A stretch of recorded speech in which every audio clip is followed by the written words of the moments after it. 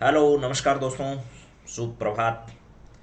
आप सभी का स्वागत है सुजसी बुलेटिन के 3 फरवरी 2025 के अंक में। हम लोग बातचीत करेंगे कौन सी ऐसी खबरें हैं जो करंट अफेयर्स की दृष्टि से आप सब के लिए इम्पोर्टेंट हैं। उन सभी बिंदुओं पर चर्चा जो है इस क्लास में की जाएगी। राजस्थान के सूचना एवं जनसंपर्क विभाग द्वारा प्रकाशित होने वाला यह दैनिक समाचार पत्र राजस्थान की सभी भर्ती परीक्षाओं के लिए इम्पोर्टेंट है। यहाँ तक कि सबसे ज़्यादा इम्पोर्टेंट अहमियत इसकी है आरएएस आने वाली अब मेंस एग्ज़ाम के लिए। जो भी मेरे साथी मेंस का एग्ज़ाम दे रहे हैं उनको यहाँ से पक्का न पक्का सवाल जो है वो पूछे जाएंगे और उनका रिलेशन जो है वो किसी न किसी सरकार से संबंधित योजनाओं से रहेगा। तो चलिए शुरुआत करते हैं। आज सबसे पहले ये आपको पता होगा अभी हाल ही में 113वीं जयंती मनाई गई है देवनारायण भगवान की। और राजस्थान में देवनारायण जयंती जो है वो गुर्जर समाज के अंदर एक बहुत बड़ा योगदान है देवनारायण जी महाराज का। और वो अपना आराध्य देवनारायण जी को मानते हैं। इस अवसर पर 113वीं जयंती जो है वो अभी हाल ही में देवनारायण जी की क्या की गई, मनाई गई। तो जन जन की आस्था के केंद्र भगवान श्री देवनारायण जी की जयंती के से पूर्व आज जयपुर में 113वें जन्मोत्सव समारोह में उपस्थित प्रबुद्ध जनों को संबोधित किया। लोक देवता भगवान देवनारायण जी की असीम कृपा से समाज में सद्भाव, सौहार्द और सहयोग की सख्त हो। समस्त प्रदेशवासियों के कल्याण हो मेरी ये कामना है, ऐसा राजस्थान के मुख्यमंत्री ने कहा। आपको पता होगा देवनारायण जयंती जो है वो 4 फरवरी को मनाई जा रही है। कब? 4 फरवरी को मनाई जा रही है देवनारायण भगवान की जयंती। और राजस्थान के राज्यपाल हरिभाऊ बागड़े ने लोक देवता भगवान देवनारायण जी की जयंती पर बधाई और शुभकामनाएं दी। बागड़े ने कहा कि गो रक्षक और असहाय लोगों से कष्ट दूर करने वाले लोक देवता भगवान श्री देवनारायण जी की जन जन के आराध्य हैं। राज्यपाल ने भगवान श्री देवनारायण जयंती पर उनको संदेशों पर चलते हुए जीवन से जुड़ी बुराइयों में अच्छाइयाँ खोजने के लिए निरंतर आह्वान किया। इसी प्रकार राजस्थान के मुख्यमंत्री ने भी इस अवसर पर प्रदेशवासियों को शुभकामनाएं दी और भगवान देवनारायण जी के द्वारा बताए गए रास्ते पर चलने का निवेदन किया। इसके बाद राजस्थान विधानसभा के परिसर में राजस्थान विधानसभा नेवा सेवा केंद्र, नेवा आपको बताया था मैंने कि नेवा जो है डिजिटलाइज करने के लिए राजस्थान विधानसभा को पूर्णतः पेपरलेस करने के लिए क्या किया गया है, NEVA नेवा, इस प्रकार की शुरुआत राजस्थान में की गई है। राजस्थान विधानसभा नेवा सेवा केंद्र जो है नेशनल ई विधान एप्लीकेशन, उसका पूरा नाम है नेशनल ई विधान एप्लीकेशन का विधिवत फीता काटकर उद्घाटन किया। इस अवसर पर विधानसभा अध्यक्ष श्री वासुदेव देवनानी ने सेवा केंद्र का विस्तृत कार्य प्रणाली से जो है वो अवगत कराया। अब है आगे। सोमवार को सूर्य सप्तमी के दिवस पर राजस्थान के राजकीय व निजी विद्यालयों में बच्चों एवं शिक्षकों व आमजन ने एक साथ सूर्य नमस्कार कर भारतीय पारंपरिक योग प्रणाली जो है उसके स्वस्थ जीवन जीने का जो संदेश है उसको आगे बढ़ाने में काम किया। जयपुर के SMS स्टेडियम के फुटबॉल मैदान में आयोजित हुए राज्य स्तरीय सूर्य नमस्कार कार्यक्रम में शिक्षा मंत्री जो थे मदन दिलावर, उन्होंने सूर्य नमस्कार जो है वो किया और सबको सूर्य नमस्कार के प्रति प्रेरित भी किया। हालांकि ये एक पूर्ण योग और प्राणायाम का एक कॉम्बो पैक है जो सूर्य नमस्कार है, इसको सब लोगों को करना चाहिए। हालांकि बाकी सब लोग आजकल इसे बहुत विभिन्न प्रकार से जोड़कर देख रहे हैं, धर्म विशेष का इसे बनाने का प्रयास कर रहे हैं जो ठीक नहीं है। इसके बाद में विधानसभा में आज क्या है, मुख्यमंत्री कन्यादान योजना जो है उसके बारे में बात करते हैं। बहुत इंपॉर्टेंट योजना है, मैं कह रहा हूँ रोज अगर आप इस सुजसी बुलेटिन को पढ़ते हो तो आपके पेपर में सर्वाधिक सवाल आपको मिलेंगे, ये मैं आपको कई अनुभवों से बता रहा हूँ। शादी के 1 वर्ष तक आवेदन कर सकेंगे। सामाजिक न्याय व अधिकारिता मंत्री श्री अविनाश गहलोत विधानसभा में कहा कि मुख्यमंत्री कन्यादान योजना के तहत अब आवेदक विवाह कि 1 वर्ष तक योजना के तहत मिलने वाले लाभ के लिए क्या कर सकेंगे, आवेदन कर सकेंगे। सामाजिक न्याय एवं अधिकारिता मंत्री प्रश्नकाल के दौरान सदस्यों द्वारा इस संबंध में पूछे गए प्रश्नों में उन्होंने जवाब दिया और इन्होंने कहा कि 1 साल तक जो है वो आवेदन कर सकते हैं मुख्यमंत्री कन्यादान योजना में और वो इसका लाभ ले सकते हैं। अविनाश गहलोत ने कहा कि विभाग द्वारा 31 जनवरी 2025 को मुख्यमंत्री कन्यादान योजना के तहत आवेदन के लिए जो है वो समय अवधि 6 माह और बढ़ाकर 1 वर्ष किए जाने के लिए सर्कुलर जारी किया है। और सामाजिक न्याय व अधिकारिता विभाग के द्वारा यह जो है वो योजना संचालित होती है। तो राजस्थान में पहली बात तो आपको याद रखना है सामाजिक न्याय व अधिकारिता मंत्री कौन है, क्योंकि ये सवाल बहुत बार पूछा जा चुका है। सामाजिक न्याय व अधिकारिता विभाग जो है वो है राजस्थान के अविनाश गहलोत। और उन्होंने ये भी कहा कि राजस्थान की एक विधानसभा क्षेत्र है पीलीबंगा, वहाँ से कन्यादान योजना के तहत 541 आवेदकों ने आवेदन किए थे।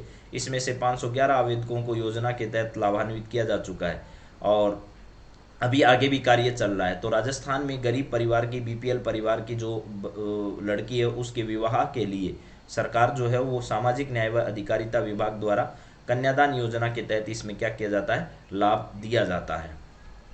मनरेगा के तहत लाभार्थी को निजी भूमि पर पशु आश्रम के निर्माण का प्रावधान है। जनजातीय क्षेत्रीय विकास मंत्री है बाबूलाल खराड़ी। उन्होंने कहा कि महात्मा गांधी नरेगा योजना मनरेगा के तहत अनुमत कार्यों की श्रेणी बी के तहत पशुपालन के लिए बकरी आश्रय, सूकर आश्रय, कुक्कुट आश्रय आदि का निर्माण लाभार्थी की निजी भूमि पर कराए जाने का प्रावधान है। यानी अगर कोई सुअर पालन करता है, मुर्गी पालन करता है, बकरी पालन करता है तो उसके लिए वो अपनी कृषि भूमि जो है उस पर उनके लिए आश्रय स्थान बना सकता है। वर्तमान में राज्य सरकार द्वारा जनजाति वर्ग के पशुपालकों को पशुधन के रखरखाव के लिए टिन शेड निर्माण के लिए आर्थिक स्वीकृति देने की कोई योजना विभाग द्वारा क्या नहीं है, संचालित नहीं है। यानी इसके लिए उसे खुद ही खर्चा उठाना पड़ेगा।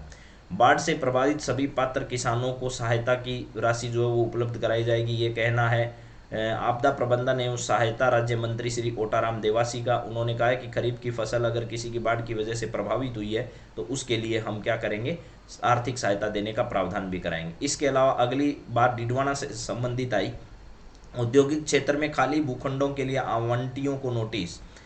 जैसे कोई औद्योगिक क्षेत्र है उसके अंदर अगर किसी ने अभी तक कोई निर्माण कार्य नहीं किया है तो निर्माण कार्य के संदर्भ में बात है ये। उद्योग मंत्री कर्नल राज्यवर्धन सिंह राठौड़ ने कहा कि औद्योगिक क्षेत्र डीडवाना में खाली पड़े हैं, भूखंडों के आवंटियों को निगम द्वारा कारण बताओ नोटिस जारी किए गए। आवंटियों द्वारा जवाब प्रस्तुत करने पर नियमानुसार आगे की कार्रवाई की जाएगी। औद्योगिक क्षेत्र में बिजली पानी उपलब्धताएं व डंपिंग यार्ड की समस्याएं के समाधान के लिए उचित कार्रवाई की जाएगी। 2017 में अब देखिए मुख्य मुद्दा क्या होता है कि जब किसी जगह रिको द्वारा इसका औद्योगिक क्षेत्र बनाया जाता है और कोई व्यक्ति विशेष वहां पर अपनी जमीन या प्लॉट ले लेता है तो उसे एक तो निर्माण कार्य कराना होता है, इसके बाद उसे औद्योगिक कार्य वहां पर संचालित करना होता है। अगर नहीं किया जाता है तो सरकार उस पर कार्रवाई करती है, ऐसा अभी इनका कहना है विधानसभा की जानकारियों में। तो कन्यादान योजना आपको याद रखनी है। इसके बाद में आपको राजस्थान में मनरेगा योजना के तहत जो है निजी भूमि पर पशु आश्रय निर्माण का प्रावधान है, लेकिन बाढ़ से प्रभावित किसानों को सहायता राशि का भुगतान किया जाएगा। ये बाबूलाल खराड़ी जो हमारे आपदा प्रबंधन सहायक मंत्री हैं उनका कहना है। और जनजातीय क्षेत्रीय विकास मंत्री कौन है, बाबूलाल खराड़ी। आपदा प्रबंधन मंत्री कौन है, ओटाराम देवासी है। और सामाजिक न्याय व अधिकारिता मंत्री कौन है, अविनाश गहलोत है। इसके बाद देखिए अगली बात, किसानों को समृद्ध और खुशहाल बनाना राज्य सरकार की प्राथमिकता है। 5 साल में युवाओं के लिए सर्जित होंगे 10 लाख रोजगार के अवसर। 346वां स्थापना दिवस अभी मनाया गया श्री जगदीश भगवान का। तो इस अवसर पर राजस्थान के जो मुख्यमंत्री है वो उपस्थित हुए और इन्होंने इस कार्यक्रम में हिस्सा लिया। भजनलाल शर्मा जी ने कहा कि देश के यशस्वी प्रधानमंत्री के मुताबिक देश में 4 ही जातियां हैं, एक तो किसान है, एक मजदूर है, एक युवा है और एक महिला है। अगर इन चारों का उत्थान होगा तो देश का उत्थान अपने आप होगा, किसान को समृद्ध बनाया जाएगा। हालांकि और इसमें ज़्यादा आपके काम की कोई बात है नहीं। करौली के अंदर, करौली जिले के केमरी में आयोजित भगवान जगदीश भगवान की लक्खी मेला जो है वो आयोजित होता है तथा किसान मेले का भी वहाँ पर क्या किया गया, आयोजन किया गया। 100 करोड़ रुपए की लागत से खाटू श्याम जी मंदिर में विकास कार्य करवाए जा रहे हैं। खाटू श्याम मंदिर मेला शुरू होने वाला है, उसकी 100 करोड़ रुपए जो है वहाँ पर लागत सरकार के द्वारा दी गई है। बड़ी संख्या में रोजगार का सृजन हम करेंगे, ऐसा सरकार का कहना है। 60,000 युवाओं को नौकरी दी जा चुकी है और आने वाले समय में कुछ और लोगों को नौकरी भी दी जाएगी। क्योंकि राजस्थान राइजिंग समिट किया गया, उसमें कई प्रकार के समझौते किए गए और इन समझौतों में इस प्रकार की जो है वो बातें हुई थी। किसानों को पर्याप्त मात्रा में बिजली पानी उपलब्ध होंगे। यहाँ पर मुख्यमंत्री ने कहा कि किसानों को पानी और बिजली उपलब्ध कराने के लिए राज्य सरकार ने कई कदम उठाए हैं और सबसे महत्वपूर्ण बात है राम जल सेतु लिंक परियोजना है। इसमें कार्य को तेजी लाने के लिए अभी राजस्थान के 12 जिले में भी आपको पता है शहरिया क्षेत्र के अंदर भी बड़ी संख्या में राशि जो है वो दी गई थी और इसमें 17 जिले जो है करौली सहित 17 जिले पेयजल के लिए लाभान्वित होंगे। इसके अलावा शेखावाटी क्षेत्र में पानी पहुंचाने के लिए यमुना जल समझौता राजस्थान और किसके बीच में, हरियाणा के बीच में किया जा चुका है। ये समझौता उदयपुर संभाग के लिए देवास परियोजना जो है वो आएगी। उदयपुर संभाग जो है उसके लिए देवास परियोजना है, शेखावाटी के लिए यमुना परियोजना है, इधर पूर्वी राजस्थान के लिए राम जल सेतु लिंक परियोजना है। इसके अलावा दक्षिणी राजस्थान में माही डैम परियोजना को आगे बढ़ाने एवं इंदिरा गांधी नहर को पक्का करने जैसे कदमों पर किसानों को सिंचाई के लिए पानी उपलब्ध कराया जाएगा, ऐसा सरकार का महत्वपूर्ण निर्णय लेना है। किसानों को वर्ष 2027 तक दिन में बिजली उपलब्ध कराने का भी लक्ष्य यहाँ पर रखा गया है। तो राम जल सेतु लिंक परियोजना के बारे में बार बार जिक्र कर रहे हैं और कार्य भी तेजी से चलाने की बात हो रही है। राजस्थान में गोपालन एवं पशुपालन मंत्री कौन है, तो उसके राज्य मंत्री श्री जावर सिंह बेडम है और उन्होंने भी इस बारे में कहा कि राज्य सरकार किसानों के उत्थान के लिए संकल्पित होकर क्या करेगी, कार्य करेगी। तो आज के इस न्यूज़पेपर में सूजसी बुलेटिन में कौन कौन सी खबरें आपके लिए काम की है, एक बार मैं वापस बात कर देता हूँ। देवनारायण भगवान की जयंती जो है वो कौन सी वर्तमान में मनाई गई, 113वीं मनाई जा रही है 4 तारीख को, ठीक है। इसके अलावा आपको ध्यान रखना है कि राजस्थान में एक विधानसभा, ये 100% सवाल आएगा, लिख कर ले लेना मेरे से, ये नेवा पर जो है पक्का सवाल आएगा पेपर में। नेशनल ई विधान एप्लीकेशन, नेशनल ई विधान एप्लीकेशन जो है इसके बारे में आपको जरूर ध्यान रखना है। नेशनल ई विधान एप्लीकेशन, नेशनल ई विधान एप्लीकेशन, नेशनल ई विधान एप्लीकेशन, याद कर लो इसको पूरा, नेवा का पूरा फॉर्म है। ये राजस्थान विधानसभा में जो डिजिटलाइज किया गया है सिस्टम, उसको जो है वो विधानसभा के सदस्यों को उसका प्रशिक्षण देने के लिए राजस्थान विधानसभा नेवा सेवा केंद्र जो है वो खोला गया है।